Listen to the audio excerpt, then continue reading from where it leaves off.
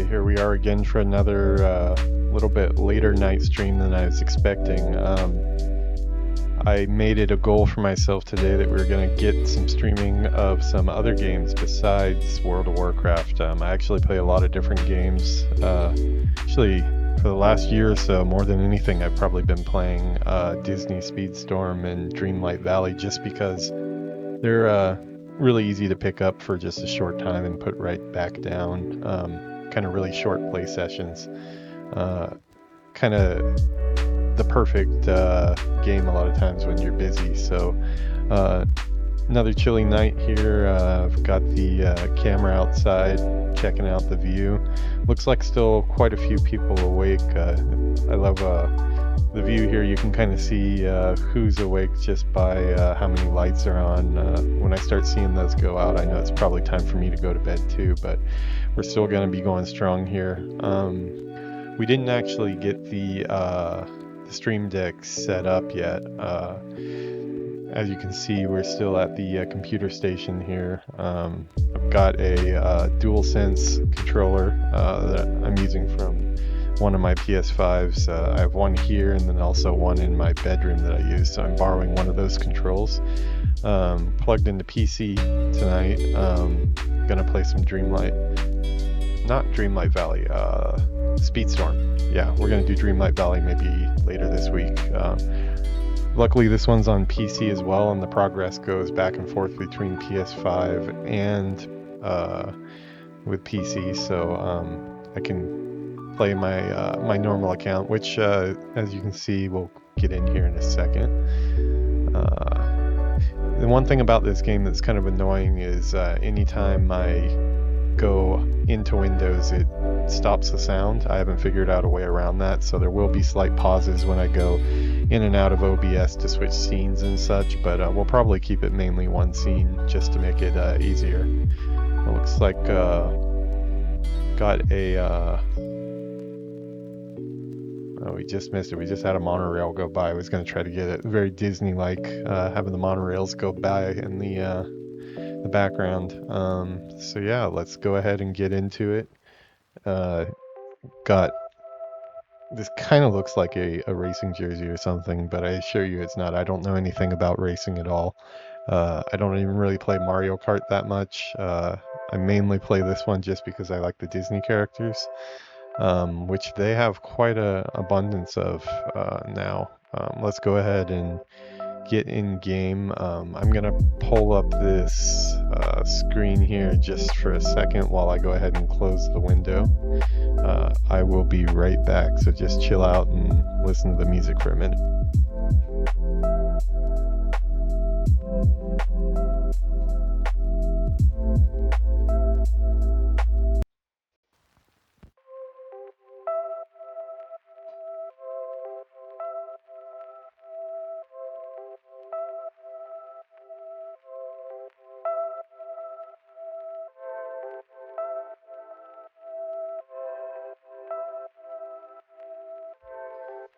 Okay, and we are back.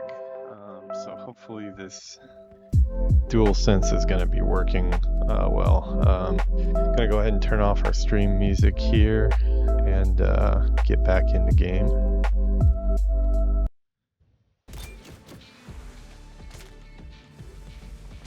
Okay, it looks like we're getting audio from the game and my controller is active. That's good. I usually play this game on PS5. I don't really play it on PC just because I don't really have the need to.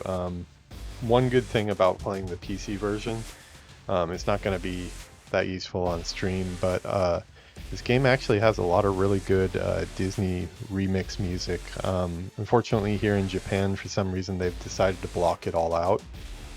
For example, like when you're on the Pirates of the Caribbean track and things like that, it'll actually have samples from the ride music, where for the longest time here, I couldn't understand why people online were praising the music so much, because it just seemed like kind of generic racing music. But I find out that Japan has been blocked from all that music goodness, and I think we're pretty much just stuck with whatever like the stream safe music is that they have here.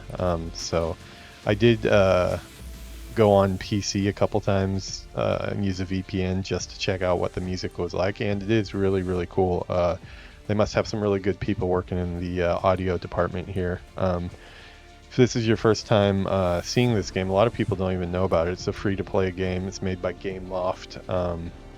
Not too big on free-to-play games myself. I don't really play mobile games, but this is kind of an exception. I really have probably put a good chunk of hours into this over the last year or so. As you can see, it looks like I'm at 79 of 81 racers, and I believe those 2 racers are going to be in the next part of the season that hasn't unlocked yet. Let me see. Get shards. Oh, maybe you can get him already. Daily specials. Yeah, okay, no, he's not available yet. And that kind of ties into the title. So this is like a seasonal type game. They do seasons every month. Right now I have a golden pass for this month's season. Sorry, Stitch is kind of blocking in the way there. But yeah, this month is The Incredibles. It's called Save the World. But as you can see here, we only have 18 hours and 29 minutes left to finish this first half of the season. Usually I'm on top of this stuff and playing the tracks as they come out every couple of days, but this season I have barely touched the game, so I am really behind, and that's why we're calling today's episode Late Start, because I need to finish this tonight or I'm going to lose out on all these goodies that you can get for the Golden Pass. I think from tomorrow it goes on to part 2 of the pass, where, let's see, looks like the first part of the pass, it was Dash, the mother, and Violet. Sorry, I can't remember what the mother's name is off the top of my head. But the Mr. Is he Mr. Incredible? No, that's a DC character. The father and Frozone are both going to be unlockable in the next part that starts tomorrow, so we'll try to get them tomorrow. Yeah, it was a long journey today getting here because I didn't have any streams set up, layovers set up for this. Here we're going to have a slight audio cutout when I go back and forth, but I'm going to scan through all the different scenes I did here just to kind of make it so it wasn't wasted. But yeah, we've got different layouts that I'll be using whenever I play this game, which is pretty often, so I figured I should put in the time and actually do some custom graphics for it. Yeah, this is probably going to be what I'll use when the race is finished. But yeah, lot of time in Photoshop today, not as much gaming, but we're going to fix that right now. So yeah, we need to get this done. Let's see. I don't know why Cecilia May's up there. I don't really play her very often. Certain missions on this you have to play with certain people, but if I have a choice, and I usually go to my highest ranking. Oh wow, I am really far behind. I have to get through. This might not be doable. Yeah.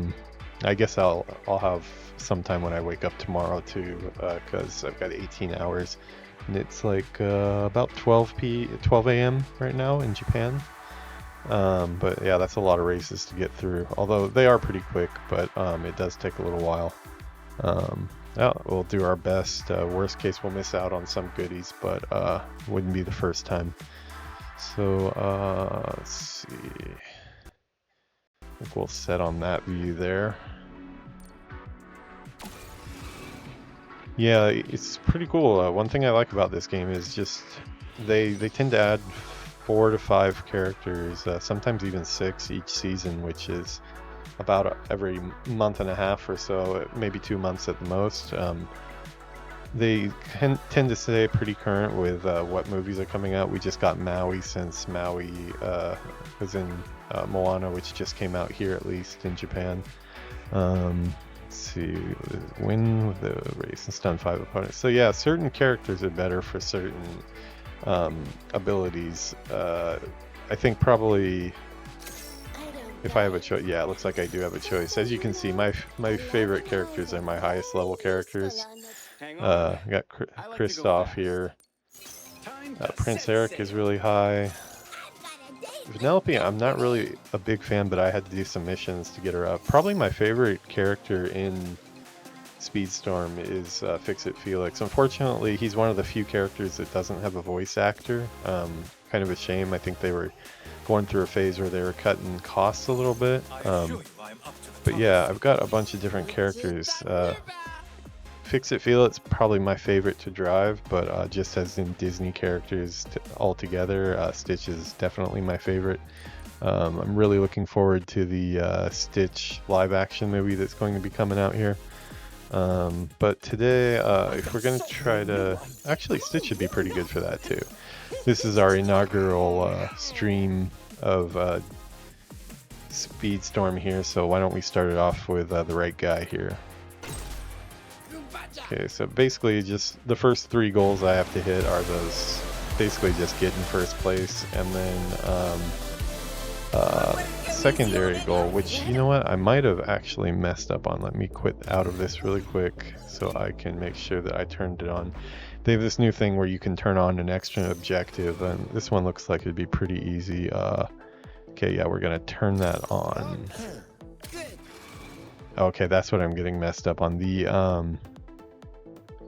I'm using a PS5 controller, but for some reason it's defaulting to the Xbox one. So, okay, that's turned on now. Okay, it's confusing, yeah, because I have an X button on my PS5 as well. So we're gonna go to the race now with that on, and we're gonna hope that Stitch's voice doesn't set off any copyright claims or anything. Actually, still drinking my same drink that I introduced earlier today. Ended up only taking a sip and then forgetting about it. So yeah, as I said, I'm not that big of a drinker, especially at home. Only on special occasions, really, or you know, I think it's kind of fun to introduce you guys to some of the different drinks that we have here in Japan. I can't say that that's my idea totally. I'm a big fan of the Jeff Gertzman show. It's a video gaming podcast, but and before that, the Giant Bombcast, where he was at before, they had a whole segment where they did energy drinks that they introduced at the beginning of the show, and I always thought that was kind of interesting. I don't drink energy drinks myself. They kind of make it even harder to sleep. I have some sleep issues, and after a certain time, usually around after 5 p.m. I cut off the coffee even, so you're not going to see me pounding monsters on stream like you do a lot of the younger guys. It's been a while since I played, so I'm a little bit rusty here, but yeah, these, especially towards the beginning of the season tracks, these races are really easy, especially I've got Stitch at level 40 now, I think, so not going to be much of a challenge. Where it gets tricky is sometimes the objectives are kind of a pain in the ass. For example, like this one now, I wanted to stun 5 enemies, but the problem is I passed everybody up so quickly I didn't have a chance to. We might come back to that one later. I'm going to put the focus on just getting through the actual race. The bonus objective, that one at the end there, we'll come back and try to hit those at the end if we can. Oh, I forgot to use my race finish graphic. We'll do that next time. We're gonna have a lot of chances here. Okay, next one is also just win the race, basically. They get more interesting than that. A lot of times they make you use a certain character. I can go ahead and I'll show you my other main guy here. I don't think he's really super popular among people that play the game, but for me the handling on him is just really nice. I do like the Wreck-It Ralph movies, but I wouldn't really count him as my favorite. I'm more of a Monsters Inc. guy, which we will be, I'm sure we'll be getting out some of those characters as well. Oh boy, jumping track. Yeah, some of the tracks are jumping. They'll ask you to stay in the air for a certain number of seconds. This one is just win the race though, so I'm probably going to ignore those. I'm not sure, but I have a pretty strong feeling that anytime you're using the jump button, it actually slows you down a little bit. Not that I'm a racing aficionado or anything. I'm actually not a car person at all. I don't normally play racing games. It's just the Disney characters, and then I do really think that this game plays really well, especially for a free-to-play game. I have Mario Kart 8 and had some Mario Kart 8 parties at my house that were pretty fun, but personally I think this one just feels so much faster. That might be my own love of Disney showing through, but I really do feel like even if you stripped all the character models out of both games and just on gameplay alone, I still feel like Speedstorm is more fun. I think that's a pretty unpopular opinion though among people, but if you haven't tried it, give it a try. It's free on Oh, that was not good. I'm way in front though. You guys can't really see the racetrack in the corner. It's not too important. I'd be able to look at it myself, but yeah, it was like almost lapping people there.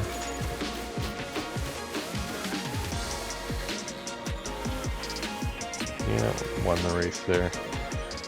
Yeah, it's they just recently launched on mobile as well, so you can even continue to your progress on unlocking characters and such on your mobile device. Although the controls, at least for me being a console or PC gamer, kind of suck. It's playable, but not amazing.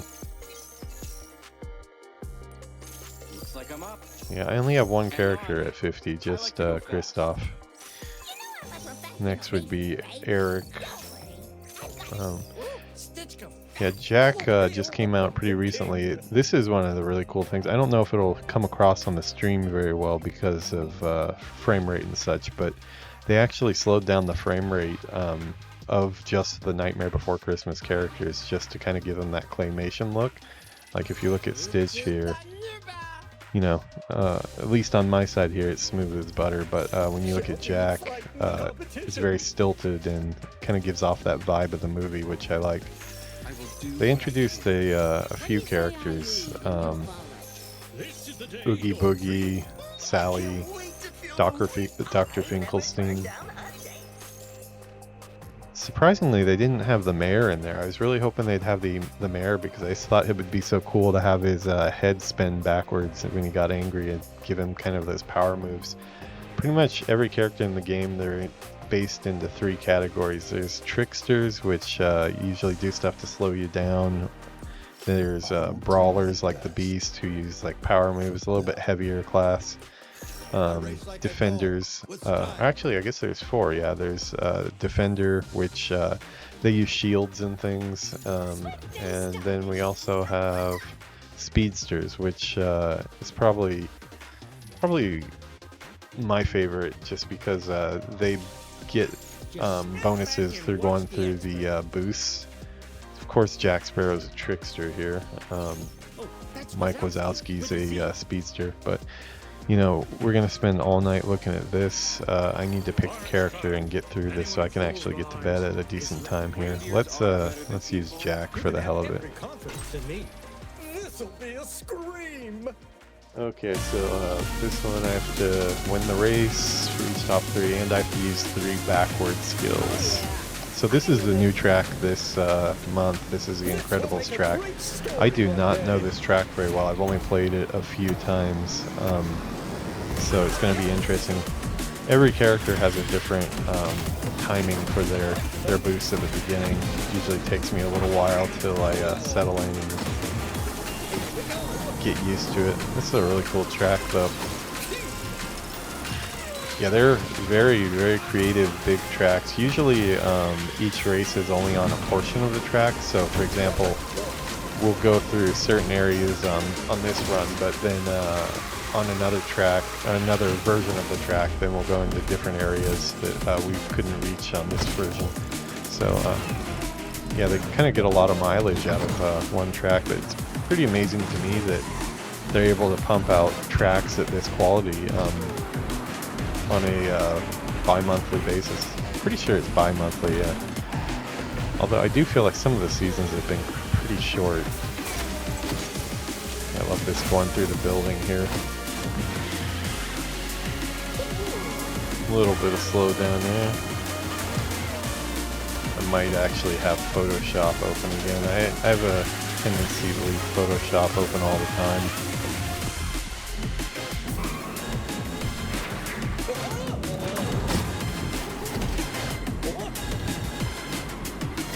Yeah, usually when these new seasons come out, I usually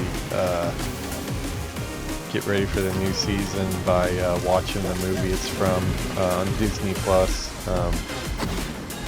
Not that I haven't seen 90% of them already, but yeah, kind of just something to put on in the background while I'm going through the different objectives. Some of the objectives can get really, really tough. They expect you to have really high-level characters. And that's where kind of, I guess that's where they kind of make their money. Everything is earnable in this game. You don't need to spend money on anything, but some of the objectives are honestly just the amount of time you would have to sink into it if you're not going to spend any money at all. I buy the Golden Pass every couple of months when it comes out because I really like the work they're doing and want to reward them for that.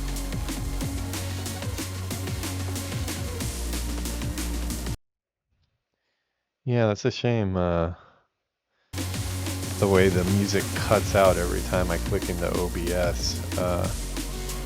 Did a little bit of tech research there trying to figure out if there was a way around that, but I could not find a way, so we're just gonna have to deal with little audio cuts here and there.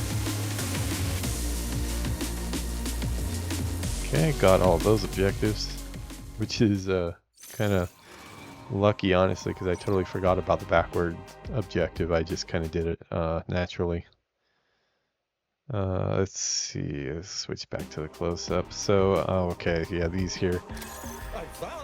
So these here, these are basically just suitcases that have special rewards in them. Let's see, the info, that would be the square button on PS5. So these are the things that are in them.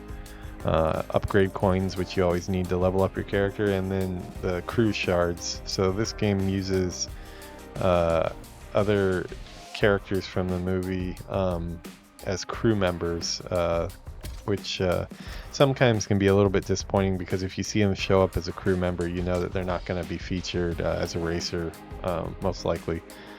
I don't think there's been any characters that have showed up as crew members and then also yeah, that's now this is the one custom track that they have. This is not associated with any Disney movie. It's just the Disney Speedstorm track, and sorry to say they're my least favorite tracks. Not just for the lack of Disney, but just they tend to be a little bit annoying and you kind of fly off the edge quite a bit.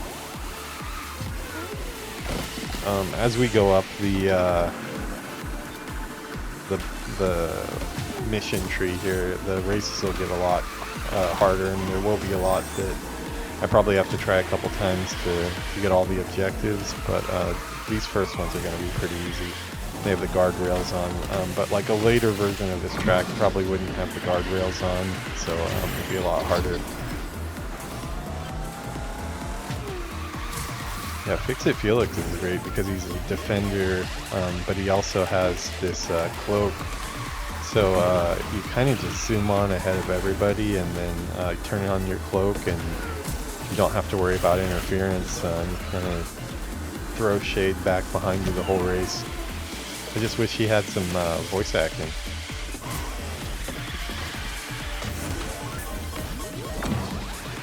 Yeah, the sense of speed in this game is really cool. I think it's a really good example of how to make the player feel the speed. I don't really feel that Mario Kart achieves that as well.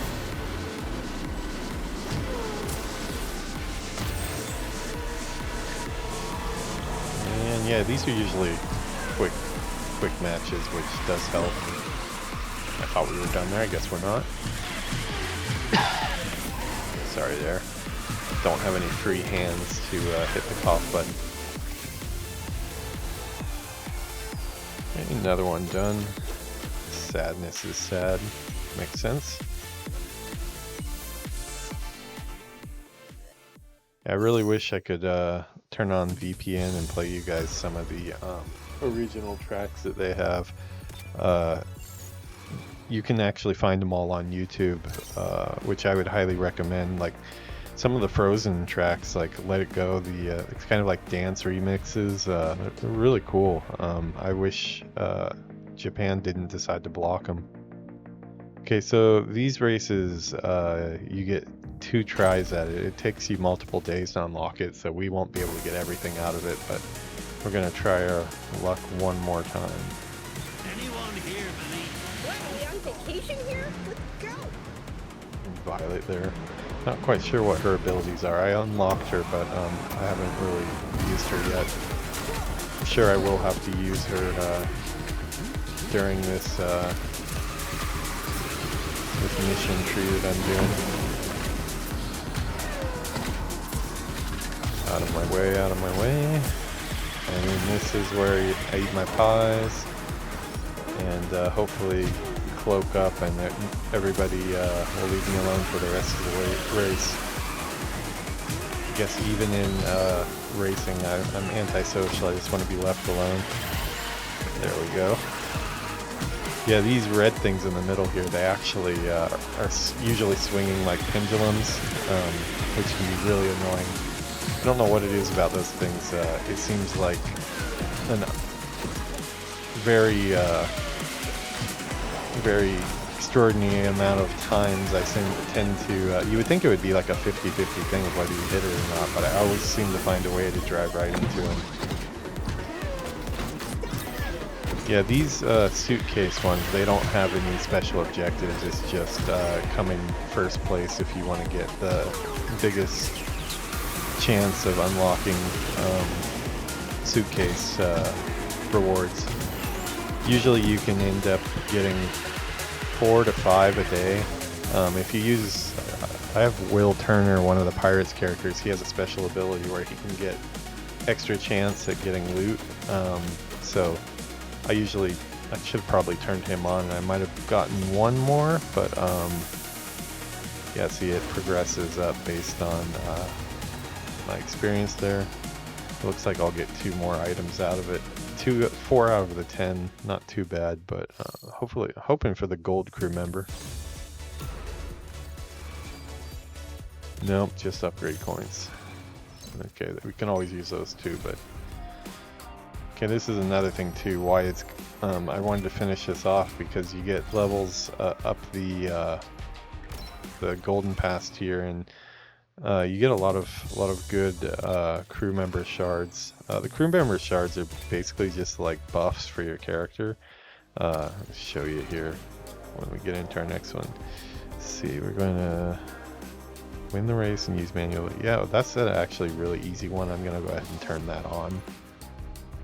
Although that does, I think, change the level. Let me check what level is needed. Oh, yeah, turning that on changes it from a recommended level 9 to 29, but we do have high level characters, so we can do that no problem. Let's go ahead and use Kristoff for this one.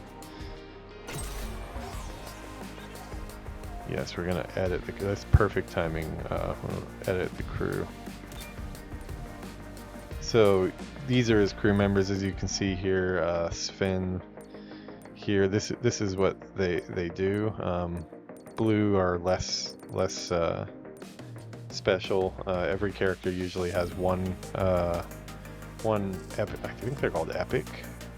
Well, whatever the gold ones are. Yeah, Epic, I believe. So he's got one more slot open that I can use. Top speed usually seems to be the best thing. Doesn't look like any of my other crew members give me top speed, so I think we'll put Anna's father here.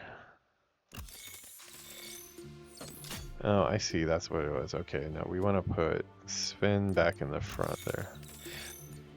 Actually, doesn't matter what order they're in. I'm just kind of anal about that. I always want to have the powerful one up in the very front position. Yeah, I think that's still going to be the best one. I do like Marshmallow, but we're going to use King Agnar in there. Yeah, and I believe, let's see, we'll basically just need to use manual boost for at least 20 seconds, which you're going to get that no matter what, so that's nothing to worry about. Hey, Solly, my bud. Okay, Discuss. on 3. 1, 2...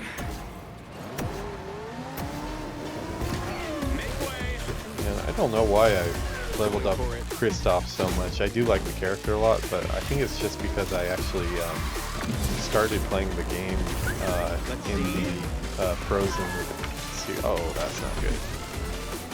Oh, I'm still fine though.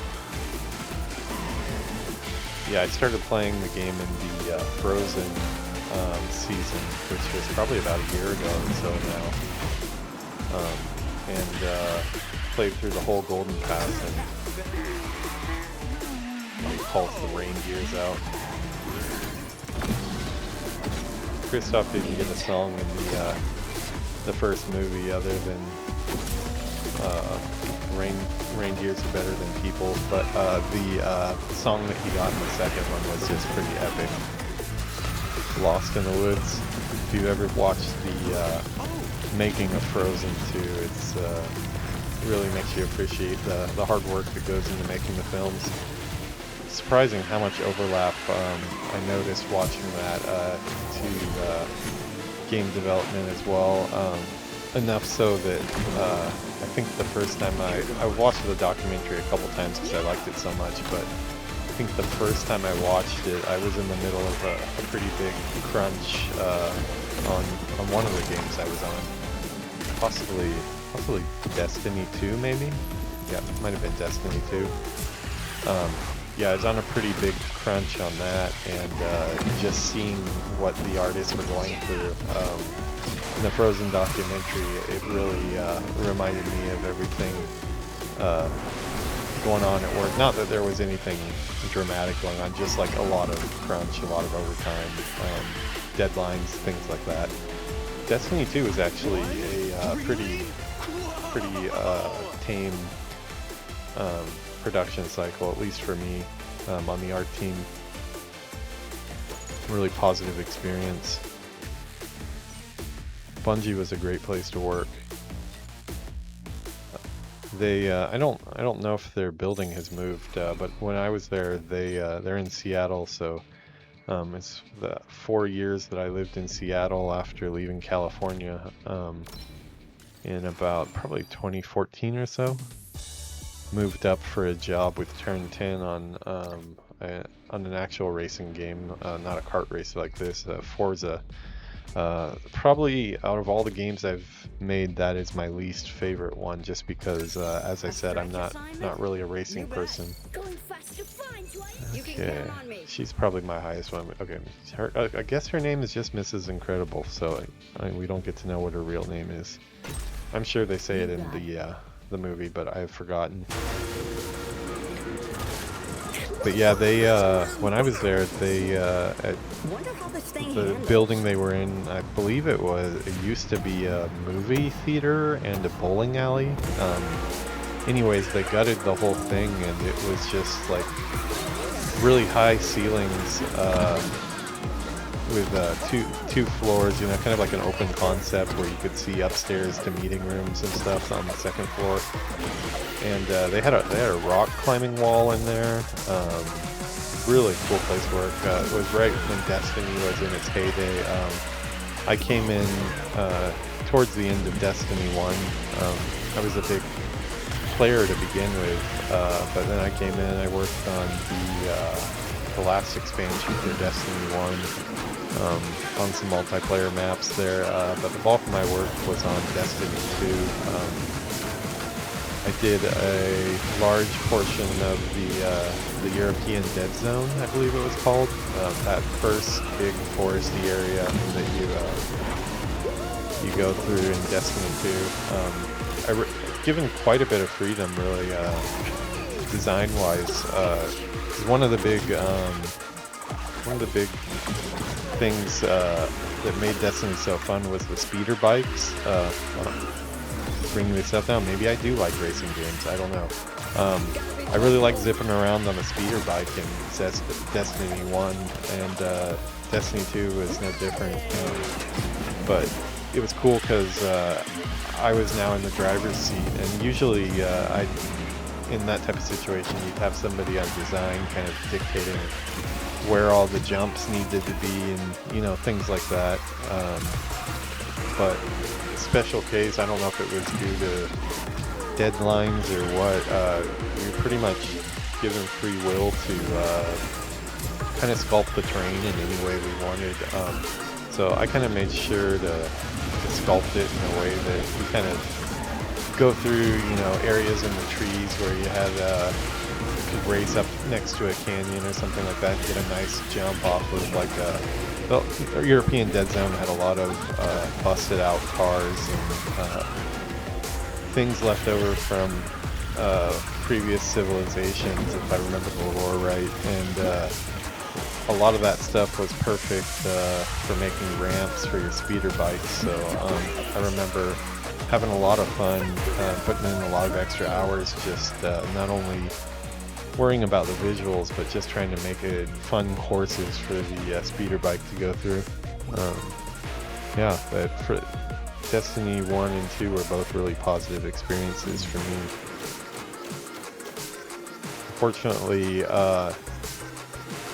in the game industry, usually your first 5 or so years of your career, sometimes more, is going to be contract work mainly. So once your contract is up, usually the game is shipping and you're off to another destination, and that is what takes you moving around so much. I'm from San Diego, but I started in the game industry at Sony in San Diego. I ended up, let's see, where's the claim button? They've moved, okay, it's over here now. They kind of move things around every season here.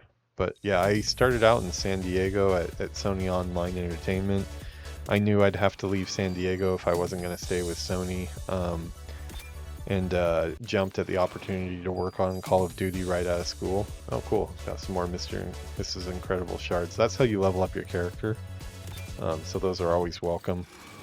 Especially she's an epic racer, so as opposed to Dash, who's more common, they take more shards to level up. But yeah, I knew I was gonna have to leave San Diego, my hometown, for work, and just as I thought, I ended up in Los Angeles working on Call of Duty Ghosts with Neversoft while they were still around.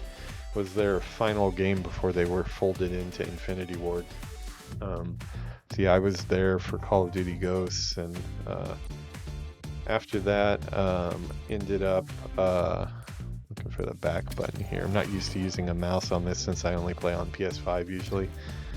It's actually kind of easier to navigate around though. But yeah, after I did my stint on Call of Duty Ghosts, I was kind of transferred up to San Francisco with Sledgehammer to work on Advanced Warfare there for a year, another contract type situation. About that time though, that was another really great production. We had really exciting to be working on something that big, and I still to this day feel like Advanced Warfare had one of the better Call of Duty campaigns. That futurist, I think it got the best balance of the futuristic warfare. Hey, we completed one. futuristic warfare, but also very believable. They had a lot of people called in to consult with from the actual you know, military, special forces, people like that that have experience with that stuff. And we did a lot of cool stuff. Like we played a lot of airsoft just to kind of get in the spirit of the game in the woods in San Francisco, where Sledgehammer is located in Foster Hills. Got really into airsoft for about a year there with all my Call of Duty buddies. Maybe one of the days on the channel I'll show some pictures from our airsoft outings. But yeah, it was really exciting to be working on that, and we had you know, a great villain who turned out to be an even greater villain in real life, it seems, with Kevin Spacey. At the time, though, he was in his heyday, and he was, you know, really something special, so we were really happy to get him. I won't lose. I remember on we're getting close to our wrap party. I think maybe our reveal party, we had a special message from Kevin Spacey in the studio, and Oh yeah. I think Bobby Kotick was there too, wearing a really ugly sweater. Not the biggest Bobby fan, but we won't go into that. At least on today's stream. Maybe after I've had some more drinks, we'll go into that, but not too deep. I'm going to keep it very professional, as you do. But I don't think that's a very uncommon opinion. I think a lot of people are happy to see him ride off into the sunset with all his bags of money that he got with the merger. But yeah, little did we know what a villain Kevin Spacey was going to be. Another funny little story about working on that game. So with a lot of game studios have open concepts, seating plans, and that one was no different. Very similar setup to the one I have here, where we had a couple monitors in front of us, and then we had some monitors up top, you know, that we would look up at to check the game on and stuff while we were working on it. So the way the seating chart was, they were kind of on like little islands, where you'd have four desks island together, and everybody had a corner, and a bunch of monitors strapped up to a pole in the middle, and it kind of really gave you a pretty good view of what everybody else around you was working on. And I sat near the window. There was a big life-size statue of Ghost, because Sledgehammer got to work on Modern Warfare 3, the original, and I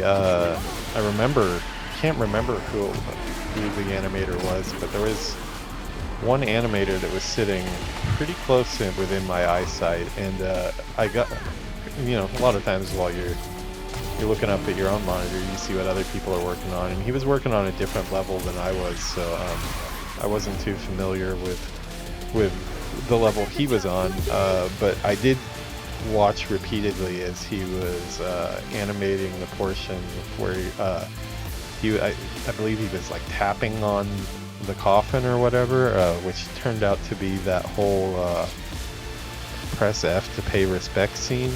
So I got to watch that get animated in real time. Really talented guy that was working. I wish I could remember his name, but I remember, you know, because we did, at that time I wasn't familiar with the level, but we did get to do full-on playtests of the whole game before it shipped, and I remember playing through that level 2, 3, maybe even 4 times, and it's, you know, with hindsight, you know, yeah, it does seem really kind of tone deaf, I guess would be the best way to say, to press F to pay respects to your fallen comrade. But at the time, and I didn't feel that it was that odd. I think it kind of, for some reason, it didn't click with me that would be something that was bad. I don't think anybody who was working on it thought that it would be a problem. I can almost guarantee they didn't, or it wouldn't be in the game. after all the This is great. Thank you. backlash. Oh, I don't know how bad the backlash really was, but even to these days, you know, in Twitch chat and stuff, people press F to pay respects. But yeah, just a little funny thing I got to witness there while I was at Sledgehammer. Another interesting one. I was always a little bit worried about the ghost statue that we had. A ghost as in what's his name? Ridley, Ghost Ridley, or the character from Modern Warfare with the skull mask. But they have a life-size, it was like a resin statue of him in the window there. There's one in Infinity Ward too. I ended up at Infinity Ward later, and I think maybe they received it from Infinity Ward. They got another one. But we had put ours in the window for some reason. It was there when I started working there, and it really kind of worried me because it was a very realistic looking statue. We had bomb threats called in a couple times, and you know, I believe I might be wrong on this, but if I remember right, I've been through multiple bomb threats. I'm pretty sure we had one in San Francisco, but we've also had them when I was at Infinity Ward too. And the thought of you know, having a SWAT team or police officers showing up to the property and then having a life-size statue of a guy holding a automatic rifle literally right next to where my desk was kind of gave me a little bit of worries. Just thought I might take a stray sniper bullet or something, but really cool statue. I'm wondering if they still have it there. Yeah, I've still got some friends at Sledgehammer too. I'll have to ask them if that thing's still around, although I think a lot of people are just remote now. But yeah, this a good chance to kind of just use this stream to kind of chart my, at least not really my full experience, but at least the course through the West Coast I took in the game industry. So I ended up in San Francisco. First for Turn 10 with Microsoft working on Forza 6. Wasn't really a racing fan, so it really wasn't a good match for me. Also too, it's something that I never really thought of until I started working there, but when you're flying by at high speeds, the environment that you're creating just needs to be really simplistic to get good frame rates, and it's just going by at such speeds that it's just not really necessary to have really high fidelity backgrounds, especially at the time during Forza 6. This was still what'd that be, Xbox 360 probably, yeah, or possibly even Xbox One was probably just coming out. Yeah, I think it was the first Xbox One Forza to come out, so we were able to harness the power of the Xbox One, which we all know turned out to be not too powerful, really. But yeah, just working on environment artists, I wanted people to stop and look at the environments, and that just wasn't going to happen on a game where you're flying by at high speeds. So they, compared to what I was used to working on Call of Duty, the environments were a lot more simple than I was used to. I made a lot of good connections there and met a lot of really talented artists and people that were passionate about racing, but I just never really got into racing myself. I don't know where we want to use our coins. We have a limited amount of coins here. You can see up here the 6420, that's how many we have, but it takes a certain number to, like, for example, to get him up, we have to use three tokens and then 820 upgrade coins. So I think if I get a mission that calls to have him a little bit higher, I'll probably level him up, but for now we're probably just going to mainly go with Mrs. Incredible to get through this. Yeah, let's do that. I'll back up 1 second. Make sure we got that. So, Proud to be here. yeah, I think I'll stick with her for that. Oh, I'm in. Yeah, so while I was at Forza, working on Forza, I was pretty much all my waking hours at the time I was busy playing Destiny 1. I was doing a lot of raiding, Let's have fun out there. getting right into the raid like the first days they were coming out, doing Vault of Glass. Got really big into the Taken King when that came out. That was really exciting, fighting orcs and stuff. Right in that first week when people were getting there. I did get to the lighthouse once. I got a little bit of a carry from some people we met online, but I did make it to the lighthouse once. Although I'm a lot better, I was a lot better at PvP then than I am now, but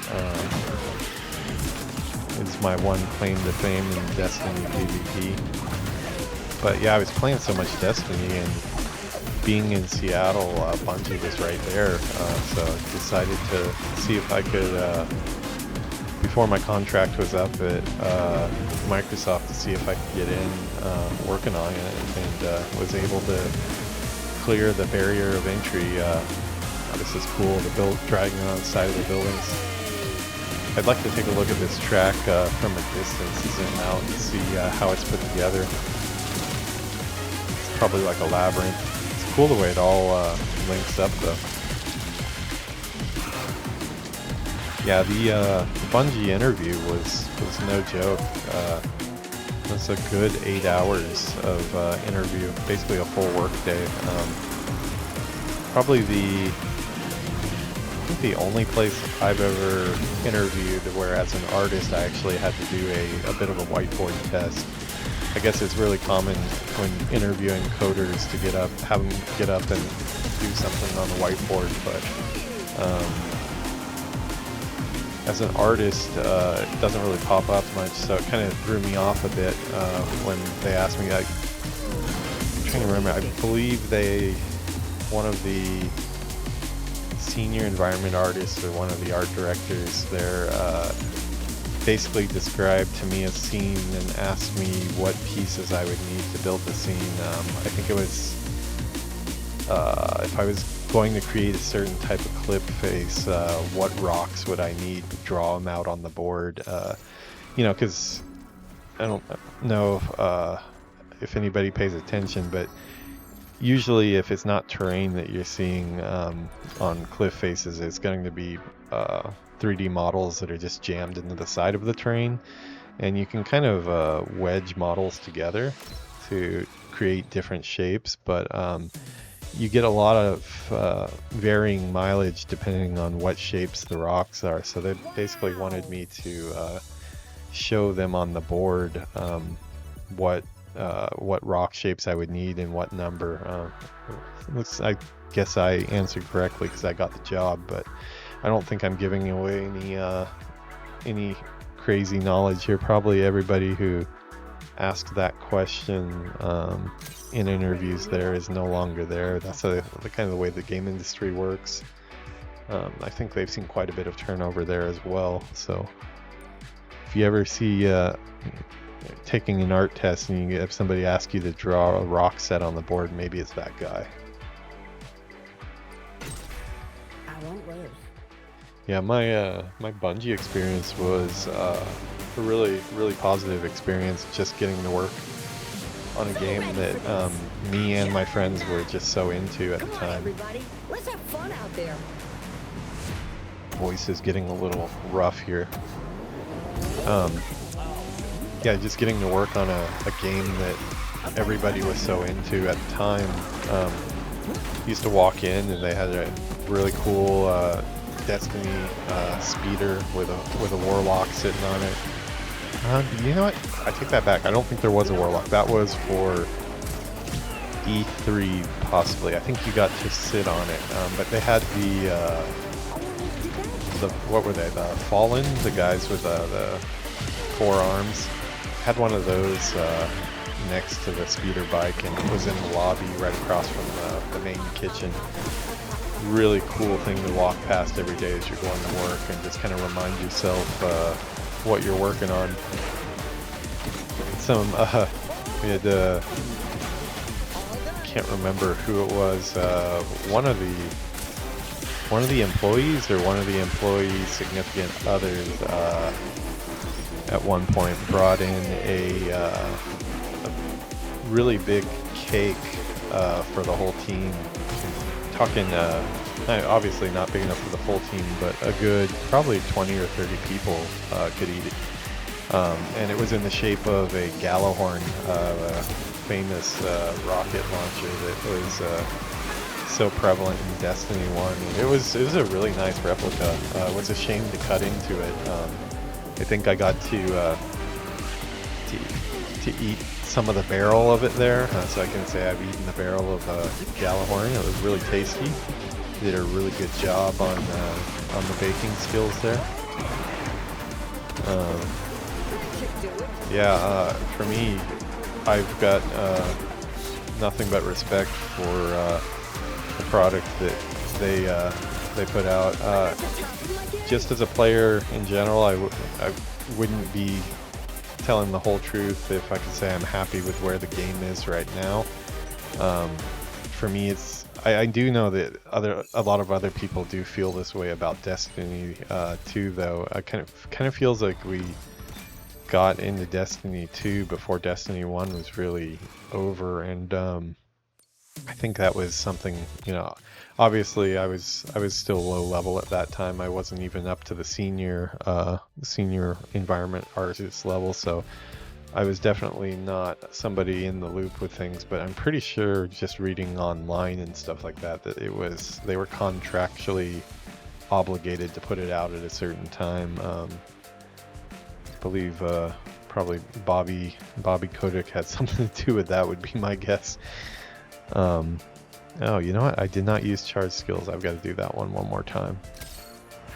You live and you learn. Yeah, for me though, as I mentioned on a stream yesterday, just because the crunch can be so big sometimes on games, especially games like Call of Duty, a lot of times by the time the game comes out, you're just not too excited to put more time into it because you've been looking at it for, a year, 2 years, 3 years if you're there the whole time. So a lot of the games I've made, I actually have never played after they were released. Some of them I never even played the full version before they were released, just because I ended up taking another job. You kind of, when you're on the contract system, you kind of have to start looking for work before your contract is up, because there's a chance you can be kept on. And there were times where I was offered contract extensions, but unfortunately the extensions, they came so late that I had already accepted other offers, and just couldn't really risk being jobless living in LA and Seattle, both really expensive places to live. San Francisco was something else. What I paid, inflation is going crazy now too, but back in when I was at Sledgehammer, that was really small 2-bedroom apartment. Is it 2-bedroom? There might have been a 1-bedroom apartment. 1-bedroom apartment right in San Mateo, but basically on Foster Island, just right on the border. And it cost me, I believe it was like $3,200 a month, which probably now it's doubled that, but especially as a young artist, I think the only way I made rent every month was just with all the overtime that I was getting on Call of Duty, so thank God for overtime. But yeah, Seattle was also a really expensive place to live. Getting back to Destiny though, I years later, I never really played Destiny 2 after it came out. I played 1 very heavily, but kind kind of just had my fill after working there for a while, looking at it every day, and I was moving on to other things as well. But I always figured I'd get back to it at some point. But with games like that, like WoW, like we play, your friends get geared up and start doing raids and stuff without you, and no, we're not going to buy tiers. Just never got around to it, and I wanted to come back. The main thing I wanted to do is to go through the story content of Destiny 2, and it was really shocking to me to hear that they made the decision to kind of gate off that content. Well, gate it off. It was kind of, There's a lot they about me you straight don't know. cut it out altogether. I believe I wouldn't be surprised if the European Dead Zone is not even playable anymore, because that was part of the what was it called, the Burning, no, not the Burning Legion, it was the Red War, I believe it's called, the turtle dudes, for blanking on their names. But that whole campaign is not even in the game anymore, from my understanding of it.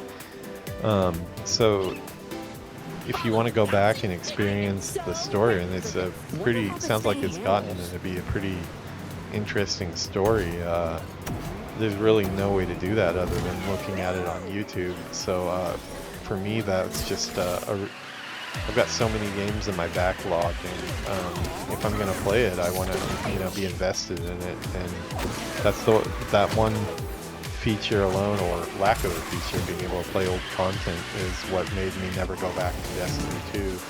I love the shooting of it, the snappiness of it. It feels great, and I'm still sure it still does, but I just like to be able to play all the content I purchased, because I bought all those expansions as well after I left the company. Yeah, real shame. I'm interested to see what they'll do with Marathon. Of course, while I was there, maybe somebody was talking about it. No conversation I was high enough to be involved in, but I was surprised to hear that they are going to make a Marathon. I never played Marathon, but I was aware of Marathon, because I think it was one of the few games you would see at the Apple store. They don't have many games on Mac. But yeah, looking forward to that. Sounds like it's an extraction shooter. I did get pretty heavy into the Division 1 and Division 2. Kind of wrote the book on extraction shooters. Maybe not the first, but probably the most prominent for AAA extraction shooters that kind of go in the dead zone, get the gear, and get out mode. I'm interested to see what they do with it. I'll probably give that a try. Probably won't be buying any expansions though until I figure out if they're actually gonna let me keep my expansions.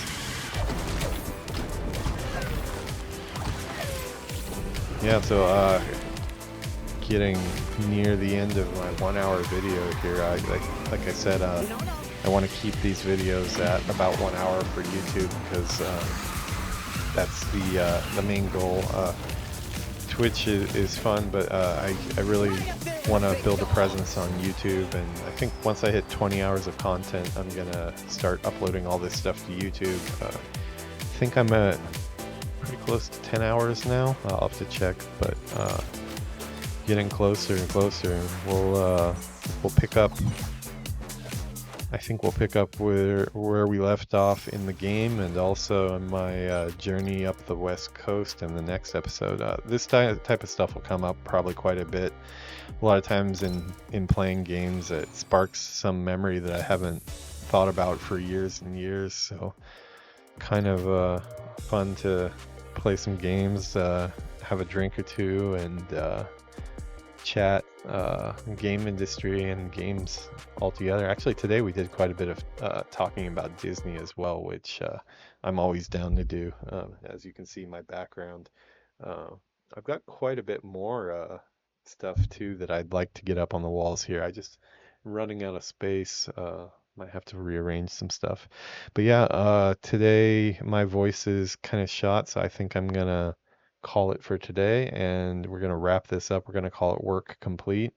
Um, like I said before, this is gonna be a channel where we play games of all kinds, but we are gonna keep the World of Warcraft Peon theme just because I kind of identify with the peons from World of Warcraft. I kind of feel like a game dev peon myself sometimes. So tonight we're gonna sign off. Have a good one, and thanks for everybody that stuck around.